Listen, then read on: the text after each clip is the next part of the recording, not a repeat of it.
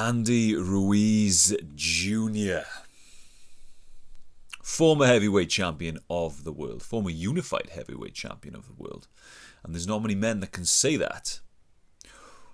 Where does Andy Ruiz's future take him following the loss to Anthony Joshua in the rematch?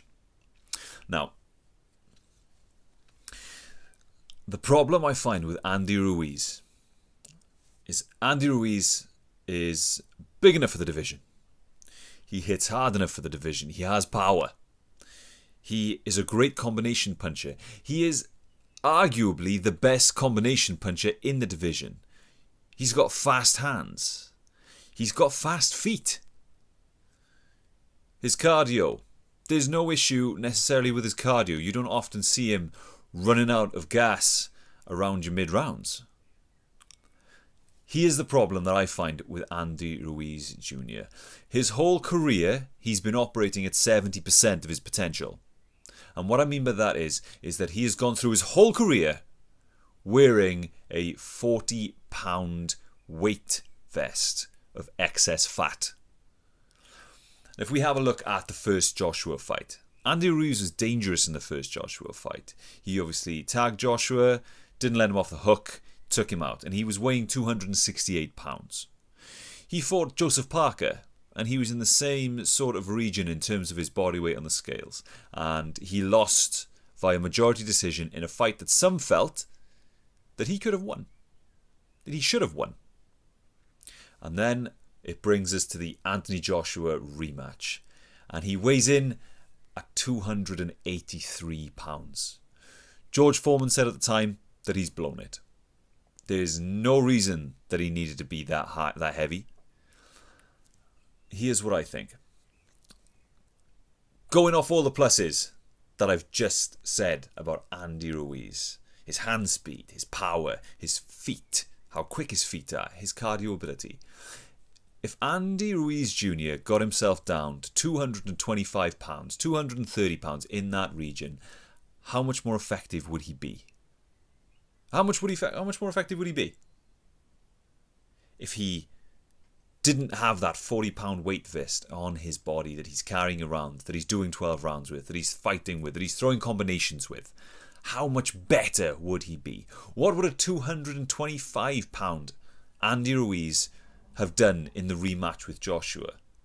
Joshua, as we know, he stuck on his toes, he used the jab, he fought the fight he needed to fight to win. And he won, clearly.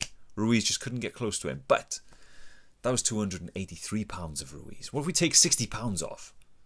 Would he have been able to cut down the ring against Anthony Joshua? Yes, I think so. Would he have had a higher output? Yes, I think so. There would have been more punches being thrown. Would his hands have been faster? Yes, I think so.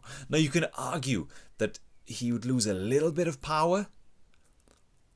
But a man that's 6'2", weighing 225 pounds, that's a considerable amount of force behind his punches. His knockout ratio is around just a shade lower than 70%.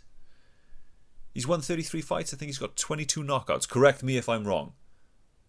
Just off the top of my head. What would he be able to do? Now, we've currently been coming through a period where there's been no boxing. Nothing has been going on in terms of fights in the boxing world. And Andy Ruiz has released training videos. Great, release training videos. But when it comes to your body composition, to dropping body weight, the diet is so much more important than your training intensity. You could train hard for 2 hours, 3 hours a day, and burn a lot of calories. And you can completely undo all that hard work in one meal. One sitting. Pizza and ice cream, gone. All that hard work. Now, you can improve your skills with all that hard work. You could argue improve your cardio with that hard work. But your body composition, it's not going to change. You're going to stay the weight that you are. Because the diet, the nutrition just isn't where it needs to be.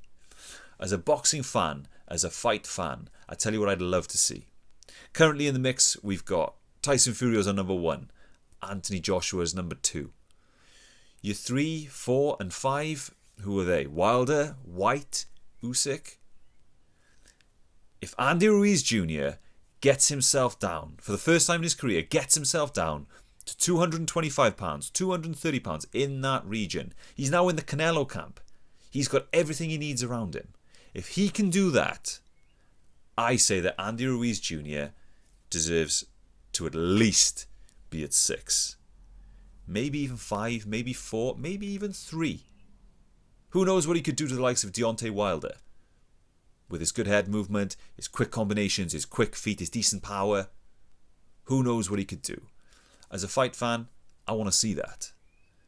The only fighters that I don't have any time for as a fight fan are talented fighters that aren't making the most of their talent. It's a short career. I want to see the extra 30% that I believe Andy Ruiz would bring to the table if he weighed in the region of 225 pounds, 230 pounds. What can he do? Who knows?